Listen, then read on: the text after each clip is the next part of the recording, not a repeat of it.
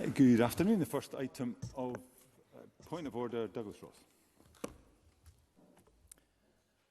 Presiding Officer, yesterday the Presiding Officer, Alison Johnson, refused to suspend standing orders to allow me to lodge an urgent question on the document the Scottish Government had produced in their case against 4Women Scotland to allow them to continue to house male prisoners in the female prison estate. In response, Alison Johnson told me she would not suspend standing orders yesterday because there would be further opportunities this week to try to question ministers. To me, that was very clear that one of those options is an urgent question submitted within time, which I did first thing this morning. And the question I wanted to ask was if the Scottish Government would update Parliament on the written case for Scottish ministers and the Lord Advocate in the judicial review of the SPS policy for the management of transgender people in custody, including how many times women's rights are mentioned. And I say this, choosing my words very carefully. Disgracefully, the presiding officer has not accepted that urgent question. Mr. Ross, can I ask you to resume your seat a second? I understand the strength of feeling there is around this decision, but I would urge you, Mr. Ross, not to challenge the chair. You can resume your point of order. The presiding officer, in making her decision, asked officials to tell me this. The question is not sufficiently urgent to meet the criteria for an urgent question today. What is more urgent than this government saying that male prisoners should be in the female prison estate? The bizarre arguments that they published yesterday. Surely that is urgent enough to hear from ministers today. And again, I've thought very carefully about how I phrase this. It just looks like we have a presiding officer who is shielding SNP ministers, preventing them being brought to this chamber to answer questions. Mr. Ross, you may have thought very carefully about the words you use. I think you've gone ahead and still used them in ways that I think go beyond challenging the chair. You've made your point. But I would urge you to be sensible in the language that you use. You can resume your point of order. I would be sensible in the language I choose to use if we had sensible rulings from the presiding officer. It is a nonsensical ruling for the presiding officer. Mr. Ross, resume your seat. You've made your point, which is not a point of order. As you know well, it is up to the presiding officer the selection of urgent questions. I think, as has been intimated to you, there are opportunities through the course of this week in which you can make those points. You have been told, I understand, that you are encouraged to press your button during First Minister's questions tomorrow. And on that basis, there is not more that I can add to what you've already been told, Mr. Ross. Point of order, Douglas Ross. Because if this is the argument that I can ask one question to the First Minister, who repeatedly refused to answer questions from his own backbenchers, from Labour and Conservative MSPs last week at FMQs, why not have the urgent question so multiple questions on the same subject can be put over a 10 to 20-minute period?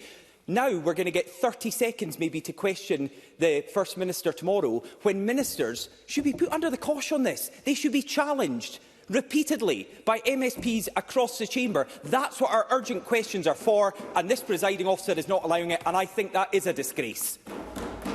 Mr. Ross, it's not a point of order. I have responded to the substantive point that you made. It's now time to start portfolio.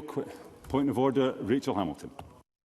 To disappoint you, presiding officer, but I do believe this is a very important matter. I'm sure you'll agree with me that we want the Scottish Parliament to be a very welcoming place for our guests and our visitors. Earlier today, a guest of mine was asked to remove his Doddy Weir lanyard and snood, neither which included large campaign messages. The core policy explicitly states that Banners, flags and political slogans are forbidden.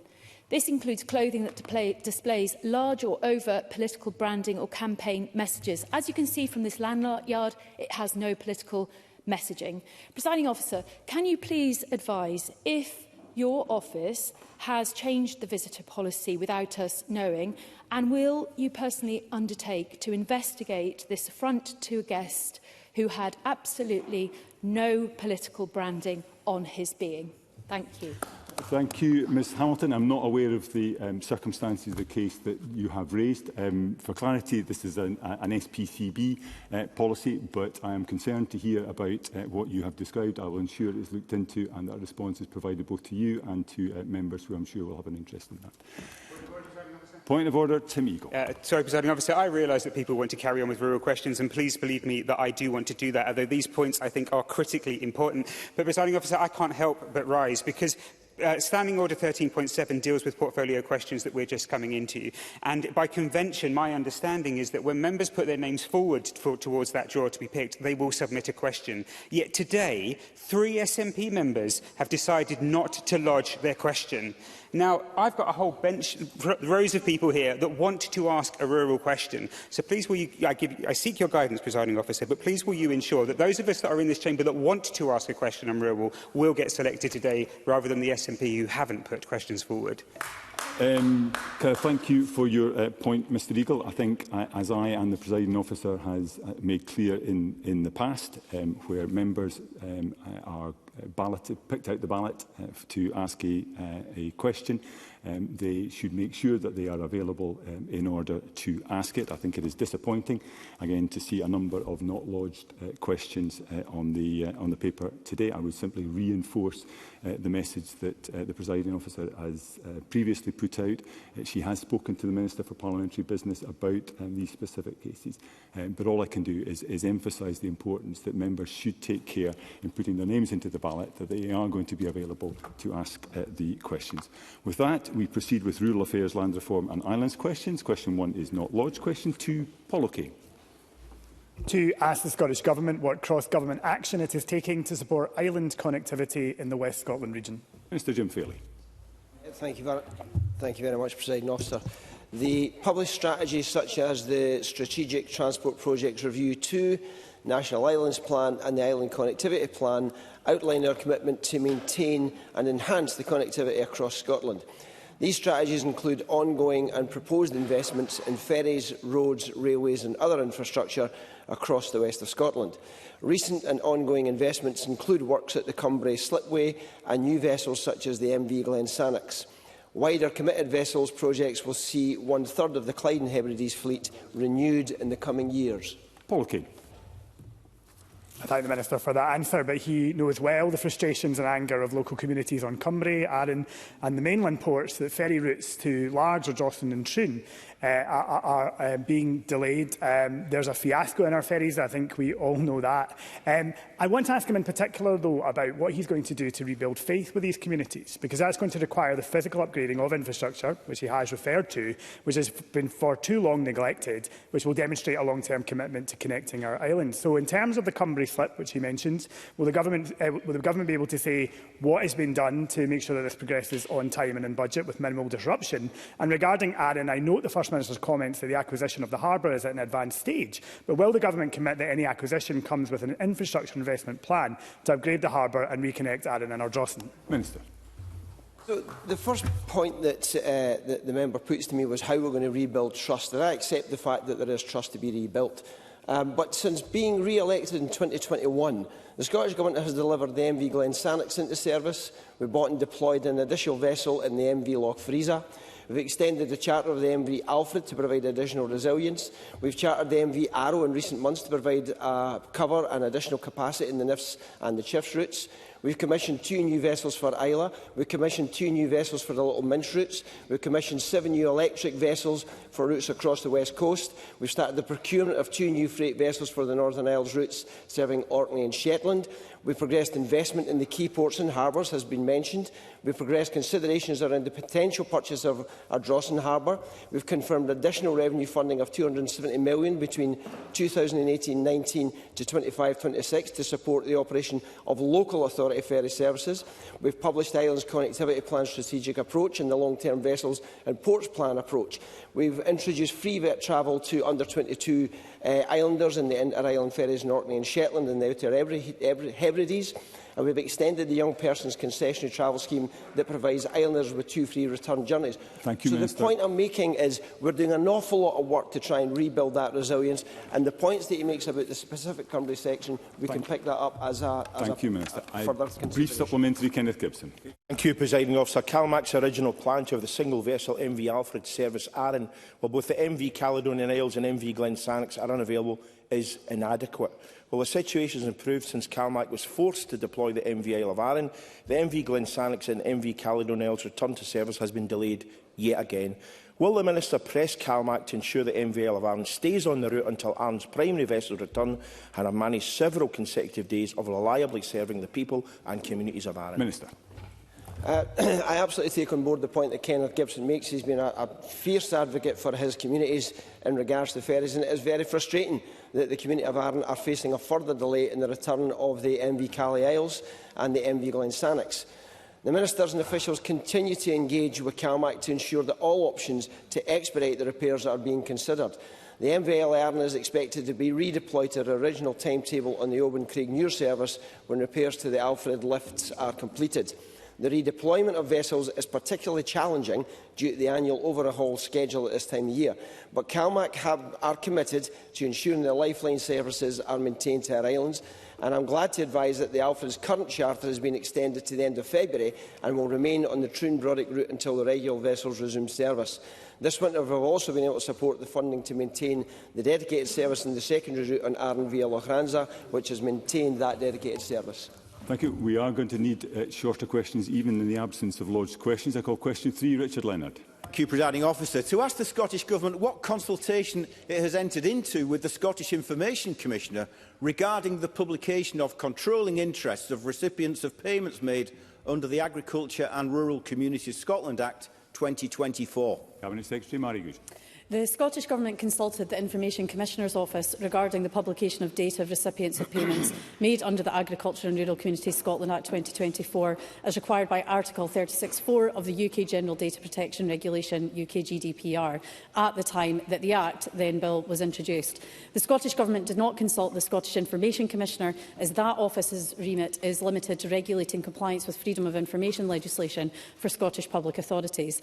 So, therefore, the Scottish Government has not yet consulted the Information Commissioner's Office regarding controlling interests, as this will be addressed later on when secondary legislation is being prepared for introduction in terms of the Agriculture and Rural Communities Scotland Act 2024.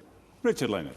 Can I thank the Cabinet Secretary for that response? When I pressed the Cabinet Secretary to publish the ultimate recipients of farm payments as legislated for by this Parliament under Section 19 of the Act, I was told in a letter we must consult with the Information Commissioner before making any changes when we deal with controlling interest. Now, I know that the Information Commissioner has been rather busy recently, but it feels like the office of the Information Commissioner is being used as an excuse by the government for delay after delay. So when will this work be completed?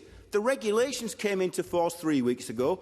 When the data is published, will it disclose the names of all individuals, including all big landowners, not simply list them as anonymous private applicants, as well as organisations and businesses? Because this is about public money, it's about transparency, it's about public interest, it's about who pays and who gains. We are going to need shorter questions as well. Cabinet Secretary. Now, there is quite a lot in there. I want to say on the fundamental point about transparency, I absolutely agree with Richard Leonard, which was why we had agreed to the measures that were introduced as part of the Act. But I think we are speaking at cross purposes here slightly, because I think the SSI that Richard Leonard is referring to that has just come into force isn't actually in relation to the Agriculture and Rural Communities Scotland Act 2024, to which his initial question was referring. That SSI was in relation to our ability to continue to publish data under the retained payment schemes that we have at the moment, rather than new regulations that would be needed under new schemes under the 2024 Act, if all of that makes sense. I'm more than happy to follow up with Richard Leonard directly to set all of that out clearly.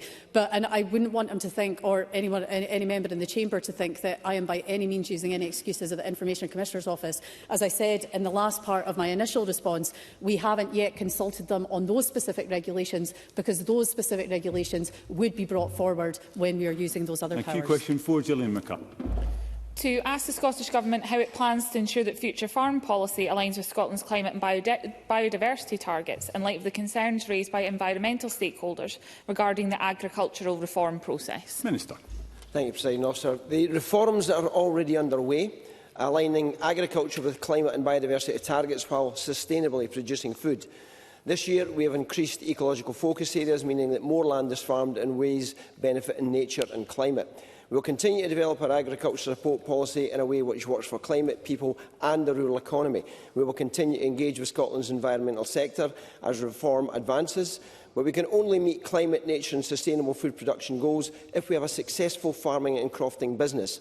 That's why we continue to offer vital support for direct support payments as we go forward. Gillian Mackay. The Minister has previously said that the Government is absolutely committed to maintaining an approach to agriculture that focuses on supporting the agriculture sector, supporting the measures to tackle the nature crisis that we face and implementing measures on climate change.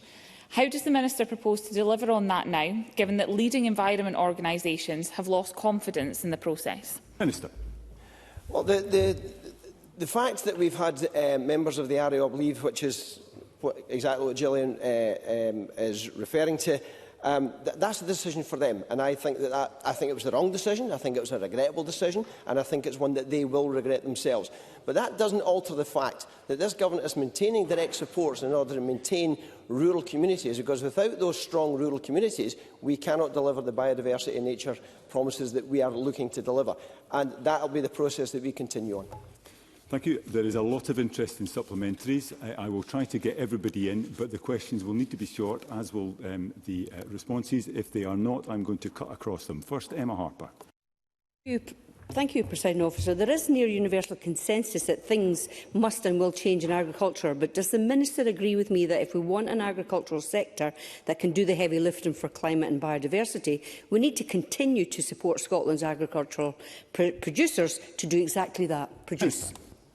Completely agree with that, and in the interest of time, I'm going to cut this answer. Any changes that we make will be developed in partnership. We will work with the agricultural sector to make sure that the support that we give meets their needs, but also meets the needs of our desire to make sure that we've got biodiversity and climate change in hand. Jimmy Hogger-Johnson. Thank you. The update that the Government sneaked out on the very last day before recess about the FFIS still leaves farmers in the dark on why their applications were deemed ineligible or unsuccessful, and why the Minister has stated that AI was not used in the verification and eligibility process. We know that the Excel-based programme was used. So can I ask the Minister, could applications be deemed ineligible and therefore not progress to the formal assessment stage without any human assessment whatsoever? Minister.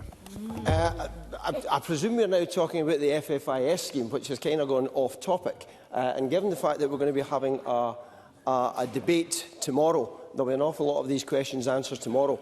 But if the question is, was there more machinery and AI used to do the assessment than human, then no, it wasn't. Mercedes Fialba. Thank you, Presiding Officer. Vast amounts of money awarded under the Future Farming Investment Scheme has been hoovered up by large agricultural landowners and mega farms, the kind of wealthy farms who can afford to use deer fencing, leaving those smaller, less wealthy farms who can't afford it even more vulnerable to deer overgrazing. Given two of the aims of the Future Farm policy are improving business efficiency and sustainability and protecting and restoring the natural environment, will the Cabinet Secretary assure us that priority under this scheme will be given to farmers that engage in sustainable deer management solutions? So again, we're back onto the FFIS, but so we'll need to point out that there was £21.5 million of extra funding was invested in rural Scotland by putting that scheme in place. But I would also point out that I am absolutely committed. I've stated it in this chamber, I've stated it to Ariane Burgess, that small producers are a vital part of the rural economy working in Scotland. We have the Small Producers Pilot Fund, and we're determined to do more for small producers as we go forward. Very briefly, Willie Rennie. Does the Minister agree with me that this is not an either-or, and those who seek to divide between environmental groups and the farming sector, I think, are doing a disservice. We should be working together. We cannot do this without farmers. There is no way that we're going to deal with our biodiversity and our climate change obligations unless we work together. So what efforts is he making to get these environmental stakeholders back on board? Minister. I absolutely applaud the good sense of Willie Rennie so that we can take some of the heat and some of the division out of these debates, because it is absolutely correct that there shouldn't be any divide between our climate change and our biodiversity targets and producing food in Scotland, and I applaud Willie Rennie's intervention, because it's something that we are trying to do as a government. Very, very briefly, Finlay Carson. How can the Minister expect farmers to invest in new biodiversity or emission-reducing measures without clear, long-term, fully funded commitments? And does the Minister accept that without adequate funding, even the most willing farmer will struggle to meet the targets? And will he today ensure that no farmer is left worse off as a result of policy changes? Minister. So, we have delivered direct support. We've delivered the SUS scheme. We've delivered the CAV scheme. We've made sure that LFAS is still in place. We've given those commitments. We have said right from the start that there will be no cliff edges, there will be no big buying moments, that we are doing this at pace with the farming community on board and delivering incremental changes that they can get on board with. So I think we have carried out exactly the right kind of policy, in stark contrast to the scheme that the Conservatives started in Westminster and what Labour Party have continued with. We're doing it right in Scotland. Other places are getting it very wrong. Question 5 is not lodged. Question 6, Edward Mountain. Remind members of my register of interest, which shows that I have a livestock farm in Murray, to ask the Scottish Government what discussions the Rural Secretary has had with ministerial colleagues regarding the potential impact on farmers and crofters of the reintroduction of links in Scotland. Minister. I absolutely understand there are concerns in light of the recent public engagement and media attention about proposals to reintroduce links into Scotland. Any proposed reintroduction would require a significant amount of consultation and evidence to assess the risks and benefits associated before a licence would be considered. Neither the Scottish Government or NatureScot have carried out any formal assessment of any potential impact that links would have on rural communities and livestock in Scotland at the present time. And for clarity, our position remains the same, that we have no plans to reintroduce links into Scotland. Edward Mountain. And I thank the Minister for that answer. The majority of farmers, as he rightly says, in Scotland abide and would like the government to abide by the policy not to reintroduce links in Scotland. And I would just ask the Minister if he's had any discussion with farmers about the likely costs in the loss of livestock, including pedigree livestock, should links be reintroduced and start killing them. Minister. I have to admit, no, I haven't had any conversations, because it's not something that's in our plans. We don't plan to introduce links, so therefore I've seen no regard to half of those conversations. Again, a number of supplementaries. They will need to be brief. First, Kenny Gibson. Thank you, Presiding Officer. Link would help to naturally control excessive deer populations, something Scotland is a dire need of. Austria, France, Germany, Italy, Poland, Slovenia and Switzerland all successfully reintroduced links decades ago and reaped the ecological benefits. Why does the Minister believe it can't work here? Minister. We recognise the role that reintroductions of native species can play in nature restoration. As I've just said, in proposed reintroduction would require serious and significant consultation. NatureScot currently chairs the National Species Reintroduction Forum, which is made up of a range of organisations from conservation, land use, public and non-governmental organisation sectors. If NatureScot were to receive any formal proposal for links reintroduction, then this would be put through the NSRF for thorough discussion and consideration. We do not intend to reintroduce links or any large carnivores in the foreseeable future, because of the potential for negative impacts on farms and rural communities. Supplementary, Ariane Burgett. Given the focus on potential impacts on farmers and crofters, and that under the Agriculture and Rural Communities Scotland Act and the draft Climate Change Plan, the Scottish Government requires a transition towards sustainable and regenerative agriculture, including making space for nature on farms and crofts. Has the Government carried out any assessments of the potential benefits of restoring links to Scotland? And if not, why not? Minister. As I stated in my previous answer, there will be a process and a thorough investigation as to what would need to be done there. And as yet, we have not put any of those the thoughts that Ariane Burgess has just put to me. It's not something I've considered. Tim Eagle. The concerns around any possible reintroduction of Link. Will the Minister please acknowledge the significant and ongoing impacts that sea eagles are already having on farmers and crofters on the west coast of Scotland, where there has been much discussion but no action? I applaud the Minister for the fact that they were not going to reintroduce links without the clear consent of affected communities. But when will this government set out what it is going to do to address the current concerns on the west coast, because the lambing season is right around the corner? Not related to links, but anything you can add, Minister? Well, Tim Eagle is talking rubbish, because he said that we haven't done anything. Last year, we added an extra £500,000 to the Sea Eagles Management Scheme. We're continuing to monitor that. I established the Wildlife Management Forum, and discussions are still ongoing as how we manage.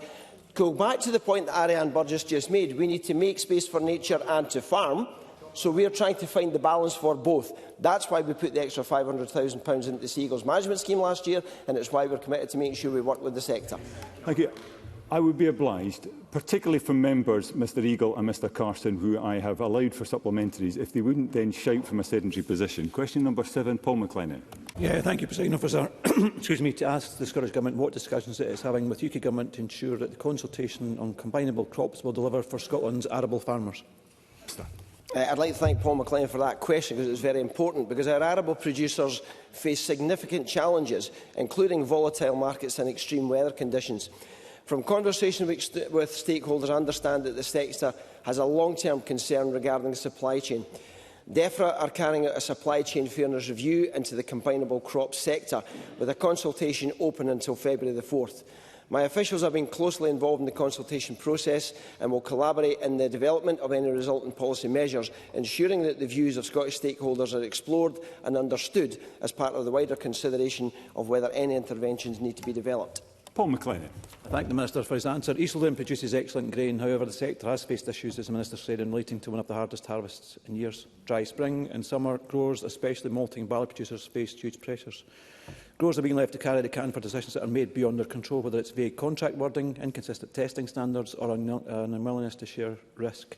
What can the Scottish Government do to reinforce the need for joined-up thinking and shared responsibility at every level of the supply chain? Minister. As Paul McLean is very well aware, the supply chain fairness is a reserved matter, but we are working hard to ensure that Scottish industry concerns are taken into account in the current consultation on fairness in the combinable crops sector. If the consultation responses suggest that interventions are necessary, we will collaborate in the development of that policy response, ensuring that they meet the needs of Scottish stakeholders like our malt and barley producers. Where we have got the powers, we are doing all that we can to protect this and support this iconic sector. Brief supplementary, Liam Kerr. Yes, thank you, Presiding Officer, because on that point there is a long-standing concern that contracts for malting barley, which is an important combinable crop in the UK, are extremely volatile. Rising whisky costs and a fall in demand mean it's been hard for these arable farmers to secure contracts ahead of this year's harvest. So what discussions precisely has the Scottish Government had with the UK Government to support these arable farmers and find new markets for whisky? Minister.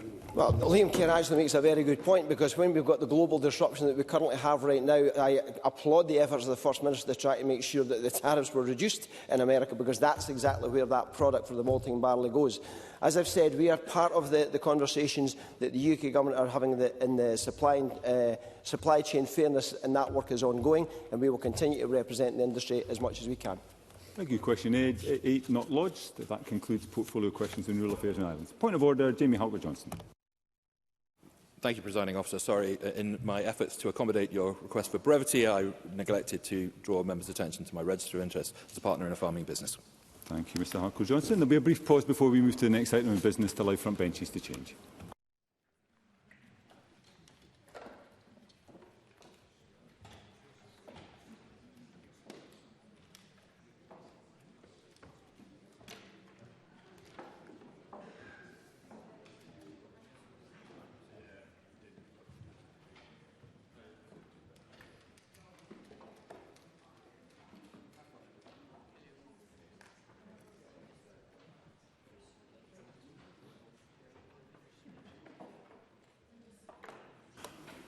Okay, the next item of business, portfolio questions on health and social care. Just to remind members that questions 3 and 5 have been grouped, and therefore any supplementaries on those questions will be taken after both substantive questions have been responded to. Just to advise the Chamber, there is considerable interest in supplementary questions. I will try to get in as many as possible, but that will require cooperation from yourselves in terms of brevity of both questions and responses. Call question number 1, Willie Rennie. To ask the Scottish Government what urgent action has been taken to improve whole system patient flow, including 7-day discharge services, social care capacity and shared responsibility across hospital departments, rather than focusing on redirecting patients away from A&E departments. Cabinet Secretary Neil Gray. Through the NHS Operational Improvement Plan, we are supporting boards to reduce waiting times, improve hospital flow and minimise delayed discharges, backed by £220 million of targeted investment to support resilience over winter.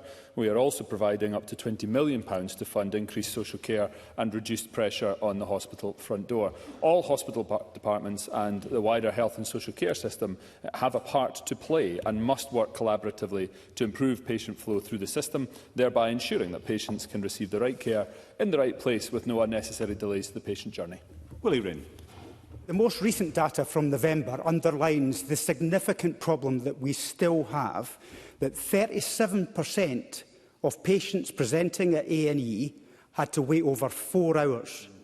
37%. It's just unacceptable. Now, there's a big push, in addition to the social care capacity, to improve the delayed discharge numbers. There is a pressure to have 7-day discharge services. So when, at what point, will we have that 7-day discharge in every hospital and every board across Scotland?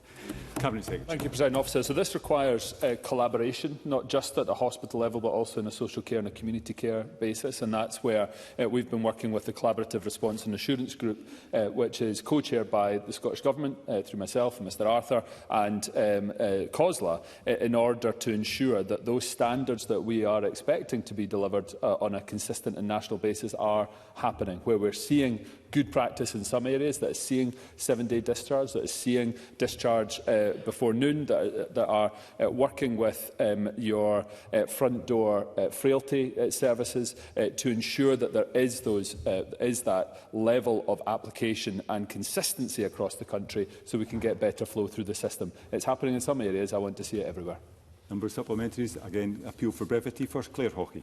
Thank you, President Officer. And I remind Chamber I'm a practising NHS nurse. I know that Mr Rennie refers to improving patient flow, and in no way is this more evident than the recent statistics which show that under this SNP Scottish Government, waiting times are down for the 6th month in a row. Can the Cabinet Secretary advise how he will work to build on this progress and ensure that people receive high-quality care in an appropriate timescale? Cabinet Secretary. Claire Hawkey is absolutely right. The planned care flow latest data shows that waits over 52 weeks have fallen for a 6th month in a row, with a 29.4% reduction in new outpatients and a 19.3% reduction in inpatient and day case waits since July. We're committed to maintaining this progress through the additional £137 million invested in planned care this year, working closely with Board Chief Executives to ensure continued improvement. And as part of wider NHS reform, we're introducing a sub-national planning approach to strengthen cross-boundary collaboration and help patients access timely care. And it's also important to reflect that 97% of all hospital discharges happen without delay. Brian Whittle. Thank you, Deputy Presiding Officer. The system can only effectively change if we reduce the queues at the front door, or we increase the head count, or we help the NHS work more efficiently. And I would argue we should go for all three. However, none of these targets will be met without a revolution in the deployment of significant AI and tech, starting with a fully interoperable universal tech platform for the whole of the NHS. So can I ask the Cabinet Secretary when he will deliver on this key element for future healthcare? Cabinet Secretary. So we are, so to the first point that Mr Rennie expressed, there are not just redirecting from the front door. Suppressing demand by ensuring that people are in the right care, that are getting the right care in the right place, is important. So the work that's been done around Flow navigation, the work that's been done by NHS 24 and the Scottish Ambulance Service to make sure that we call before we convey, so we do reduce demand at the front door is important. We also have a record level of staffing within our NHS. In terms of innovation, Mr Whittle and I have discussed this at length on a number of occasions. We're investing on bringing forward increased innovation adoption within the health service, and increased investment in digital is part of the budget that's been put before Parliament for the health and social care system. Jackie Bailey. I think we would all acknowledge that social care is critically important if we're to reduce waiting times at A&E. COSLA has calculated a £15 million funding gap in meeting the cost of delivering the real living wage to adult social care workers. This appears to be because the Scottish Government have taken the baseline as £12.71 rather than £12.60, which is the current level of pay. This shortfall will have a devastating impact on social care services. So would the Minister clarify whether this was intentional, and if not, will he move to correct the error? Cabinet Secretary. I agree with the first point that Jackie Bailey raises there on the importance of social care in ensuring that we have people receiving the right care in the right place at the right time and the proper flow through the system. That's why the Collaborative Response and Assurance Group involving COSLA, involving the Scottish Government and Health and Social Care Partnerships is so important, because we all have a part to play in making sure the system works effectively. We think it's important that the statutory responsibilities of employers in terms of the pay obligations that they have are honoured. But I have just left a meeting with Councillor Paul Kelly and COSLA discussing this very point, and discussions in that space are ongoing. Question 2, Sarah Boyack. To ask the Scottish Government whether it will introduce standards and regular public reporting on hospital discharges and the use of non-clinical spaces to deliver care. Cabinet Secretary. Presiding Officer, we do not currently collect national data on the use of non-clinical spaces. Our focus right now is on addressing the underlying causes of this issue, such as high hospital occupancy and poor patient flow. We are driving improvements and are working closely with local systems to ensure plans are in place to cope with peak demands. And through the NHS Scotland Operational Improvement Plan, we're investing £220 million to reduce waiting times, improve hospital flow and minimise delayed discharges.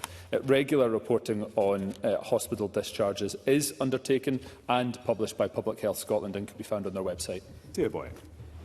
Thank the Cabinet Secretary for that response. Given Healthcare Improvement Scotland's damning report on NHS law then, the horrific story in this month's evening news about the young father who lost his life after waiting for 13 hours to be seen in A&E, and the Royal College of Emergency Medicines noting that last year there were around 720,000 days of unnecessary hospital stays in Scotland due to delayed discharges, nearly 2,000 years of lost bed capacity that could have helped relieve exit block and corridor care, and the RCEM has been raising these issues for years. So when is the Scottish Government going to fix this? Cabinet Secretary. Presiding Officer, the first thing that I would like to say is express my heartfelt condolences to the family of Dylan Jones at this unimaginably difficult time. I would also like to make clear that it's not acceptable that Mr Jones waited so long in the Accident Emergency Department. I know that investigations in that regard are ongoing. As Ms Boyack will recognise, I have regular engagement with the Royal College of Nursing. I know that this is an area of focus for them and that they want to see greater data reporting. I am engaged in discussions around how that could happen practically. But as I return to, my first priority is to address the reasons as to why we are seeing this happen, and that is an area of concern for me that goes across the entire system. As Ms Bailey's question alludes to, it requires all parts of the system pulling in the same direction. Briefly, Fulton McGregor. Thank you, Presiding Officer. And on that point the Cabinet Secretary makes, can he advise how this Scottish Government will continue to work with integration authorities and partners to support transparent reporting and improvement planning? Cabinet Secretary. Presiding Officer, I thank Fulton McGregor for his question. Audit Scotland's report on delayed discharge that was published in January recommended that we strengthen national accountability and evidence via the establishment of a single evaluation framework for all delayed discharge initiatives. Furthermore, their report recommended that this be accompanied by an annual publication of outcomes, value for money and impact. I welcome that report. I share those views around despite the hard work that this government has undertaken in partnership with COSLA and partnerships, that more must be done to make sure people receive the care that they need in the right place at the right right time. That's why I've asked the Collaborative Response and Assurance Group to come together to consider the report's recommendations as a whole and develop a partnership approach to addressing them. Question 3, Rhoda Grant. Thank you, Presiding Officer. And can I start by apologising to the Chamber, as I will be leaving this session early? And can I thank yourself, Presiding Officer, for the latitude to do that in order to attend an A9 briefing by the Cabinet Secretary? To ask the Scottish Government what action it's taken to increase the number of dental practices that are accepting new NHS patients, including how it will monitor the effectiveness of the November 2023 payment reforms in improving access for patients in rural and island communities. Minister Jenny Minto. Thank you, Presiding Officer. We continue to offer a range of additional financial support for areas such as rural and island areas where access is particularly challenging. This includes grants of up to £100,000 for establishing new dental surgeries and allowances of up to £37,500 for new dentists practising in qualifying areas. In reviewing the impact of reform, we recognised that its benefits have not yet been experienced equally and therefore committed to review and refresh our financial incentives to support improved access for our most rural communities. We anticipate revised incentives will be introduced in the 26-27 financial year. Rhoda Grant. Despite the Scottish Dental Access Initiative grants, areas such as Argyll and Bute, Orkney and Shetland and others indeed effectively remain closed to new NHS patients. This is despite the government data suggesting that over 95% of the population are registered with an NHS dentist, which clearly does not represent the reality of accessing a dentist, and that requires investigation. Can I ask what steps the Scottish Government are going to take to address this, and will they consider a salaried public dental service to ensure that all have access to NHS dentists? Minister. I thank Rhoda Grant for her supplementary question. We across the NHS boards, they do have public dental access facilities. In fact, I visited one in Coatbridge today, where I was really pleased to meet with new dental students that are doing their vocational training as part of NHS Lanarkshire in conjunction with the University of Glasgow.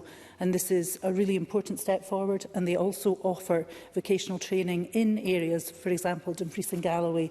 And with regards to NHS Western Isles, we are having in-depth discussions with them about their situation. Question 5, Alistair Allen. Ask the Scottish Government how it is supporting dental practices in island communities to provide sufficient levels of service to ensure that islanders can access the dental care that they are entitled to. Minister. In my answer to Ms Grant, the Scottish Government continues to provide a number of financial incentives in qualifying areas to support access. We recognise that the improvements brought by the 2023 reforms, which have seen consistently high levels of dental treatment at a national level, have not been experienced equally across Scotland, and that's why we're committed to better supporting rural and island communities through targeted financial incentives to increase local workforce and improve access. I thank the Minister for her response. I recently wrote to the Government about the serious challenges facing dental patients in the Western Isles, particularly in Uist.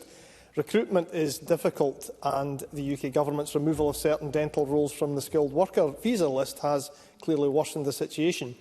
So what recent engagement has the Scottish Government had, both with the UK Government and the NHS Western Isles, to reverse the earlier decision and to improve islanders' access to dental services, respectively? Minister. I thank Dr Allen for his follow-up question. I too am deeply concerned about the UK Government's changes to the skilled worker visa, which remove key dental professions from qualifying for sponsorship. This will impact practices' ability to recruit qualified staff, reducing access to dental care.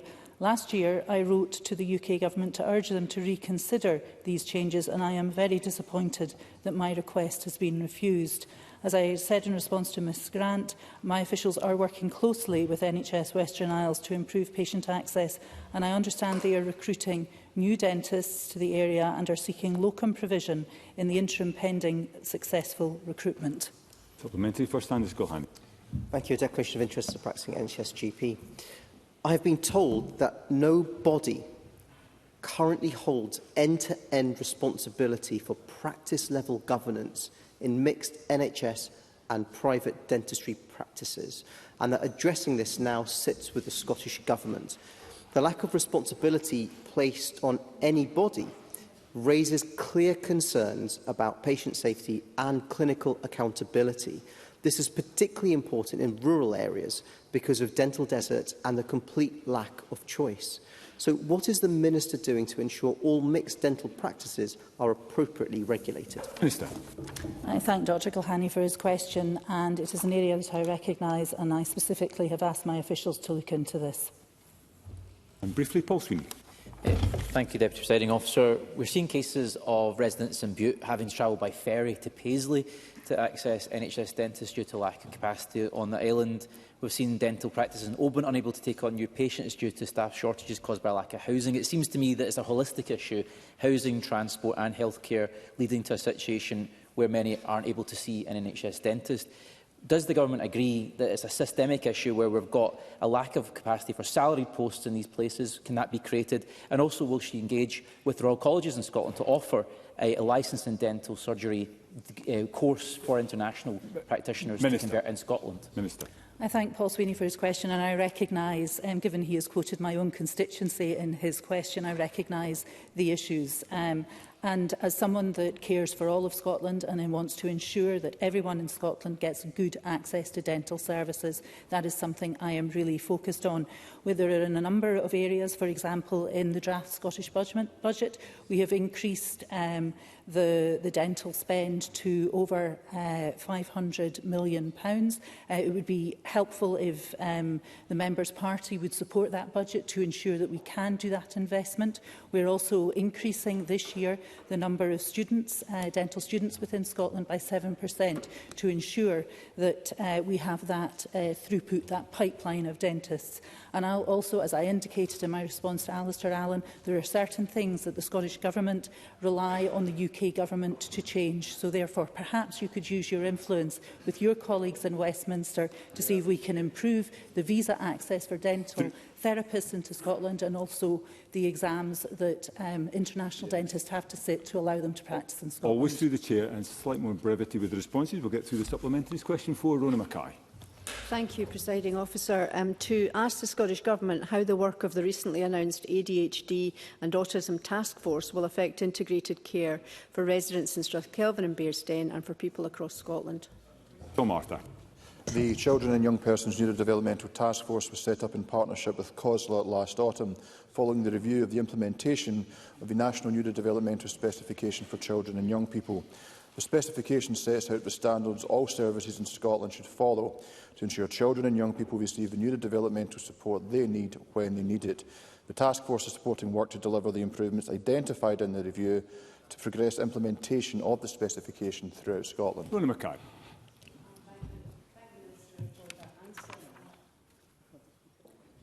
Can we have Ms Mackay's microphone? Thank the Minister for the answer and welcome the task force. However, many constituents and young people are caught in a revolving door where they are denied ADHD assessments until they are substance-free, even if that's for use is self-medication. Can the Minister confirm that the task force will specifically address this dual diagnosis barrier and ensure that addiction is never used as a reason to deny or delay an ADHD diagnosis? Minister. Can I thank Rona Mackay for her supplementary and her ongoing interest in this area. Just responding directly to her points, while the task force focus is primarily on children and young people, and significant substance use difficulties are less common in this group, we recognise that there will be a small number for whom this is relevant, including those with ADHD. In these situations, I recognise clinicians must balance timely support with responsibilities around safe prescribing and the limitations of assessment when active substance use is involved. But we want every young person to be able to access the support they need when they need it, whether for their neurodivergence or substance use or both. A couple of supplementaries, as long as they are brief. First, Carol Mochan. Thank you, Presiding Officer. In my South Scotland region, people in NHS Ayrshire and Arran are stuck waiting too long for ADHD and ESD assessments. While constituents can often access support without the need for formal diagnosis, continued cuts to IGBs and the long-term decline of council budgets places all services under immense pressure. Does the Minister recognise that continued cuts only limit the amount of support to local services, and does the Government have any plans to give people living with autism and ADHD something to be positive about rather than cuts? Minister. Yeah, look, I recognise the points that the members raising. When I announced the establishment of the cross-sector task force, that was aligned with £500,000 of additional investment this year. The budget before Parliament proposes an additional £7 million of investment, specifically in developmental support. So I would encourage members to engage constructively with the budget process so we can pass that budget and get that money into the system. More briefly, Jamie Green. Thank you. Thousands of people are still sitting on a waiting list for assessment. One constituent in East Dunbartonshire has been waiting 4 years. It's simply not good enough. Now, the Lib Dems asked for the Government to focus on this, and I'm pleased to see £7.5 million in the draft budget. But all people want to know is when will these waiting lists come down, Minister? This is a very complex and challenging matter, and I'm very grateful to the Liberal Democrats for their constructive engagement in this area. Clearly, we are looking at ways in which we can support assessment and diagnosis, but the heart of our approach has to be recognition of the significant systemic and societal complexity with this issue. And while diagnosis and assessment is important, it is a needs-based approach that we are taking, recognising that assessment and diagnosis can be part of addressing someone's need. And I was very grateful to the member's colleague, Alex Cole-Hamilton, for his engagement, along with other members from other parties in the Cross-Party Summit, and I look forward to that body being reconvened before Parliament dissolves to discuss these matters further. 6. Daniel Johnson. To ask the Scottish Government what the new infrastructure delivery pipeline means for a replacement eye hospital for Edinburgh. Cabinet Secretary. Presiding Officer, the refreshed infrastructure delivery pipeline confirms that the Eye Pavilion remains one of the Government's 4 priority health projects, alongside replacing University Hospital Monklands, the Belford Hospital in Fort William and the Barra and Battersea Community Campus project in Barra. Capital funding is fully committed for the replacement of the Princess Alexandra Eye Pavilion, and we await the business case from NHS Lothian. It is usual for the business case process to the construction and commissioning to take some time, and there will be greater clarity on the timeline following receipt of the outline business case. Daniel Johnson. I thank the Cabinet Secretary for that answer, because he'll recognise the sensitivity here. The Eye Pavilion was declared unfit for purpose in 2014. A replacement committed to in 2018, cancelled in 2020 for U-turning in the 2021 election. The next election is upon us, and despite that we got the Development Future Pipeline, what we don't have is a clear timeline. And we also know that the Government spending review, that capital spending for health is forecast to decrease as a proportion of all capital expenditure. So when will we have that clear timeline? Because until we have it, Edinburgh people will remain extremely anxious about the future of the Eye Pavilion. There are a number of points there in Mr Johnson's question. The first is I recognise that anxiety alongside Mr Johnson, Ms Boyack, Ben McPherson and other colleagues. I was grateful for the opportunity to be able to meet with some of the patients of the Eye Pavilion and recognise the anxiety and the need for progress to come about. That's why I'm pleased that we do have confirmation of a continued prioritisation being provided for the Eye Pavilion. As I've said, the capital investment required for that is fully committed over the course of the pipeline, and we await the outline business case from NHS Lothian in order to confirm the rest of the timeline and progress. Daniel Johnson does reference capital funding, so I have to say that the capital funding available to us is also being squeezed by UK Government decision-making, and perhaps that's something that he can make reference to his colleagues at Westminster. And supplementary, Miles Pitt. Thank you, Deputy Presiding Officer. When the Cabinet Secretary did come on that visit, I invited him and colleagues to the old hospital. He will have heard that at present patient records are in paper form. Can I ask specifically, given the closure and the fact that these had to be stored in halls and distributed around temporary services, what alignment with the digitalisation of patient records and scans will take part of, will be part of the design and funding of the new hospital? First of all, it was remiss of me not to reference the fact that Mr Briggs was both at the meeting here in Parliament and also helped to organise the visit to the Eye Pavilion that I was grateful to have the opportunity to see. I'll need to get back to him in terms of where we are from a records basis at the moment, but the general policy of the Government is to move to a digitised system and to ensure that we are able to have digital patient records, digital prescribing, digital applications to allow patients to interact. So that gives the general general overview, but I'll come back to him in terms of the basic principle of the project itself. Question 7, Tess White. To ask the Scottish Government what action it is taking to protect women from rape and sexual assault in hospitals. Cabinet Secretary. Presiding Officer, rape and sexual assault occurring in our hospitals or anywhere else in our society is unacceptable, and I expect all health boards to uphold their legal duties as employers in keeping staff, patients and visitors safe. Everyone has the right to access healthcare or their workplace without fear of assault. Patient and staff safety remains our absolute priority. That is why a national network has been created to bring together health boards and partner organisations to explore and share approaches to preventing sexual harassment across NHS Scotland. This includes data, reporting, training, sharing resources and best practice, and providing support for staff and employers. Tesco.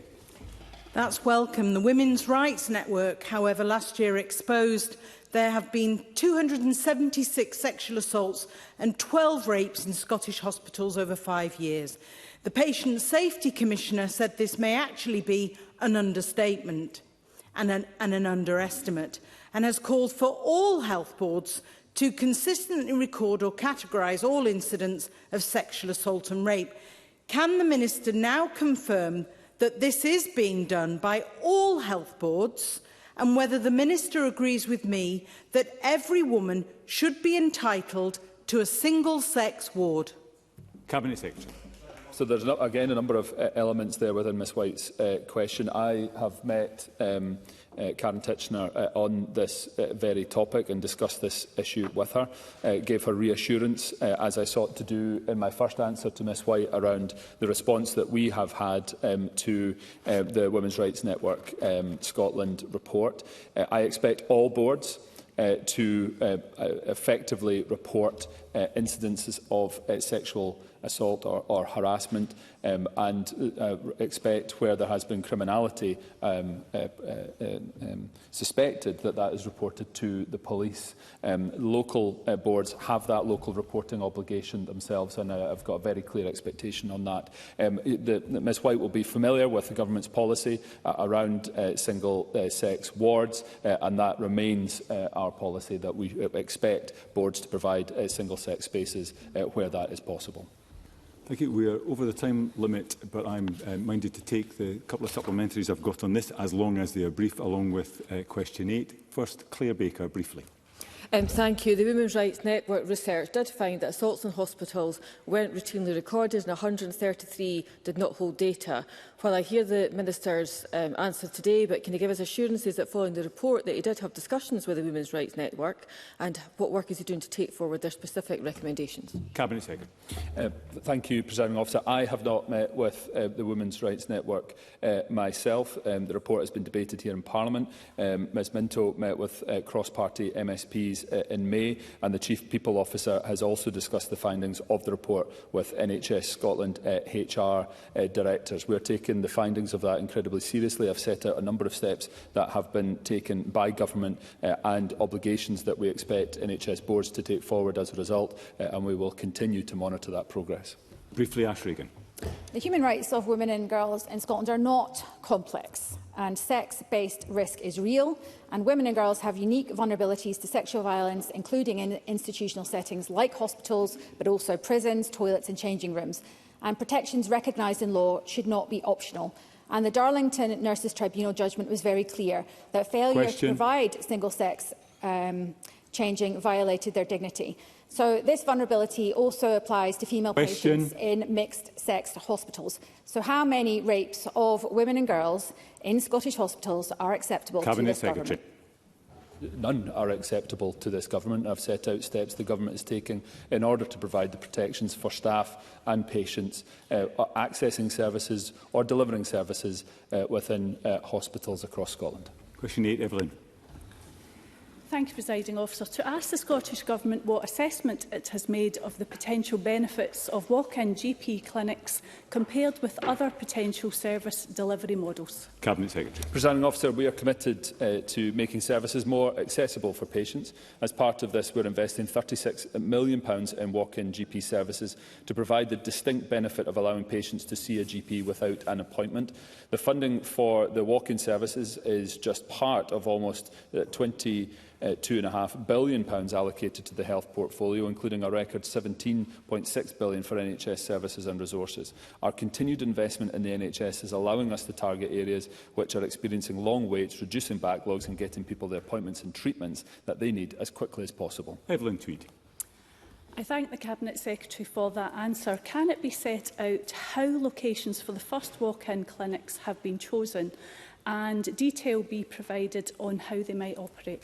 Cabinet Secretary. Presiding Officer, improving the access to primary care is the key priority for this government. So building on our ongoing commitment through the Service Renewal Framework to shift more care into community settings and make services more accessible for patients. As part of this, we are developing options to improve access to primary care, including the walk-in models open Monday to Sunday, which will provide more flexibility for patients. We will develop these proposals first as a pilot model, which will be complementary and do not duplicate current core general practice. We are currently considering potential locations for those pilot sites, and we will set out further details as these plans develop. Thank you. That concludes portfolio questions on health and social care. There will be a brief pause before we move to the next item of business. Tell your front benches to change.